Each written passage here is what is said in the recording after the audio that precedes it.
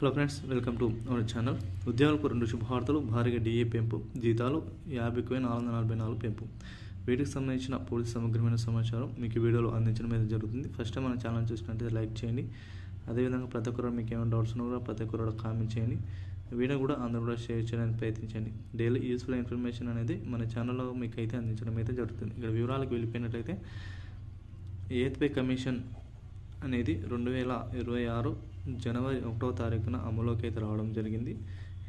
దీని కారణంగానే డిఏ అనేది భారీ సంఖ్యలో పెరిగే అవకాశం అయితే కనిపిస్తుంది. గతంలో 58% ఉన్న డిఏను మరో 2%కి పెరిగి దాదాపు 60%గా డిఏ అనేది పెరగడం వలన సగటు ప్రభుత్వ ఉద్యోగికి వారి జీతాలలో కూడా భారీ సంఖ్యలో పెరిగే అవకాశాలు అయితే కనిపిస్తున్నాయి.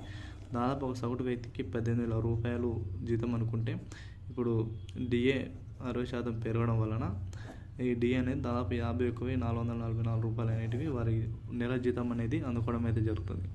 వీటితో పాటుగా భారీ సంఖ్యలో జీతాలు, అదేవిధంగా పెన్షన్ చూసుకున్నట్లయితే దాదాపు 7,500 రూపాయల పెన్షన్ అనేది వారు తీసుకునే కనీస పెన్షన్ అవకాశం అయితే ఉండడం అయితే జరుగుతుంది. గతంలో చూసుకున్నట్లయితే మనకు 7th పే ఆల్రెడీ చూసుకునే ఉంటాం. 7th పే అనేది డిసెంబర్ 31, 2025 నాటికి అయిపోయింది.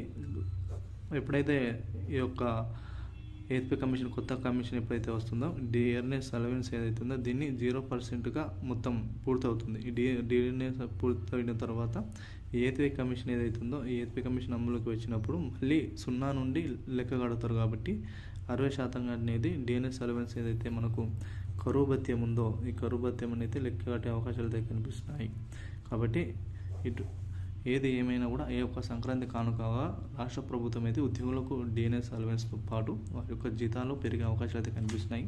కేంద్ర ప్రభుత్వ ఉద్యోగులు కూడా ఇది వర్తిస్తున్నట్లు సమాచారం. కేంద్ర ప్రభుత్వ ఉద్యోగులు ఎవరైతే ఉన్నారో వారందరూ కూడా ఈ విధంగా అయితే వర్తించే అవకాశాలు అయితే కనిపిస్తున్నట్లు సమాచారం. కాబట్టి వీటి గురించి ఇంకా పూర్తి ఎటువంటి అప్డేట్స్ వచ్చినా కూడా మీకు వివరాలు అయితే అందించడం అయితే జరుగుతుంది. ఇప్పుడే లైక్ కొట్టండి, కామెంట్ చేయండి.